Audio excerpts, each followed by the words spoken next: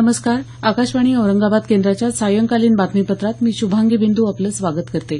पंतप्रधान नरेंद्र मोदी यांच्या अध्यक्षतेखाली आज झालेल्या केंद्रीय मंत्रिमंडळाच्या बैठकीत देशाची सौर ऊर्जा निर्मिती क्षमता 20,000 मेगावॅटवरून 40,000 मेगावॅटपर्यंत वाढवण्यास मंजुरी देण्यात आली. या बैठकीनंतर पत्रकारांशी बोलताना केंद्रीय ऊर्जा मंत्री पियूष गोयल यांनी ही माहिती दिली. ऑस्ट्रेलियासोबत नागरी हवाई वाहतूक सुरक्षा सहकार्य करार, भारत आणि ग्रीस दरम्यान हवाई सेवा करार, भारत आणि पोलंड दरम्यान कृषी सहकार्य करार तसंच नेपाळमधल्या अरुण 3 या जलविद्युत प्रकल्पामध्ये 5,723 कोटी रुपयांची गुंतवणूक करण्याच्या प्रस्तावाला आजच्या बैठकीत केंद्रीय मंत्रिमंडळानं मंजुरी दिली.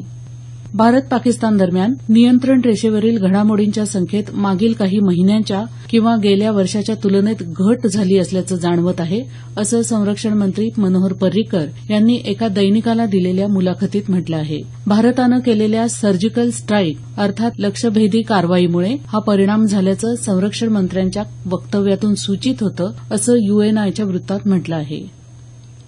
आधार क्रमांकाशी संलग्नित स्काईप लाईट या सेवेची मायक्रोसॉफ्टचे मुख्य कार्यकारी अधिकारी सत्या नडेला यांनी घोषणा केली आहे. ते आज मुंबईत एका कार्यक्रमात बोलत होते.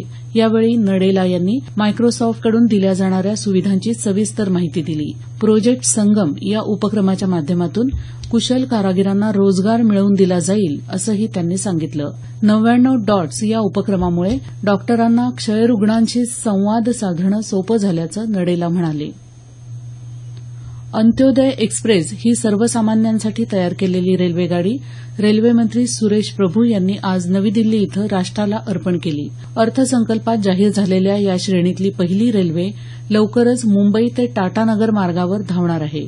पूर्णपणे अनारक्षित असलेल्या या रेल्वेत सर्व सुविधा प्रथम श्रेणीच्या दर्जाच्या असतील, असं प्रभू यांनी सांगितलं.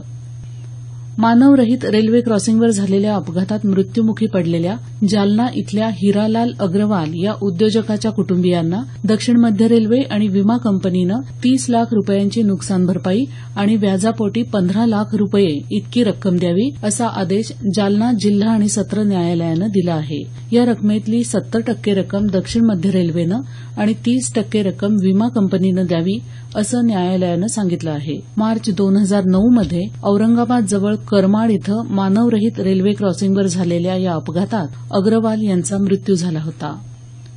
गंगाखेड नगरपरिषदेच्या मालकीची जागा भाडेतत्वावर देण्याबाबत अंतिम आदेश काढण्यासाठी 25,000 रुपये लाच घेताना कार्यालयीन अधीक्षक श्यामकांत काळे याला लाचलुचपत प्रतिबंधक विभागानं आज अटक केली.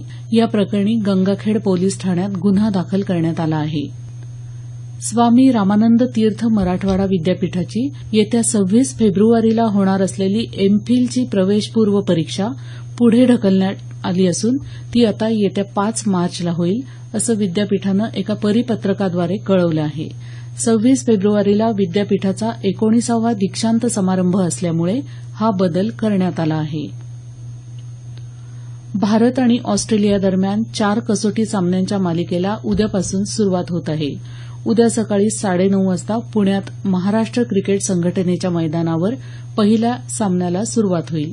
भारतानं याआधी इंग्लंड विरुद्धची 5 कसोटी सामन्यांची मालिका 4-0 अशी तर बांगलादेशसोबतचा एकमेव कसोटी सामनाही जिंकला आहे. राज्यातल्या 10 महानगरपालिका, 11 जिल्हा परिषदा आणि 118 पंचायत समित्यांसाठी काल झालेल्या मतदानाची उद्या मतमोजणी होणार आहे.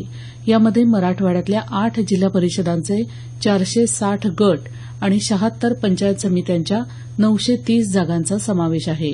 उद्या सकाळी 8 वाजल्यापासून मतमोजणी सुरू होणार असून संध्याकाळपर्यंत पूर्ण निकाल हाती येण्याची शक्यता आहे. औरंगाबाद इथल्या सदाचार संवर्धक ज्येष्ठ नागरिक संस्थेचा शालिनीताई सदाव्रते स्मृती सदाचार संवर्धक पुरस्कार सामाजिक कार्यकर्त्या डॉक्टर मधुश्री संजीव सावजी यांना जाहीर झाला आहे. शाल, श्रीफळ आणि स्मृतिचिन्ह असं या पुरस्काराचं स्वरूप आहे.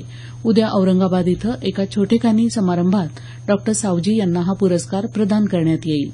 याबरोबरच हे बातमीपत्र संपलं. आमचं यानंतरचं बातमीपत्र उद्या सकाळी 6:50 वाजून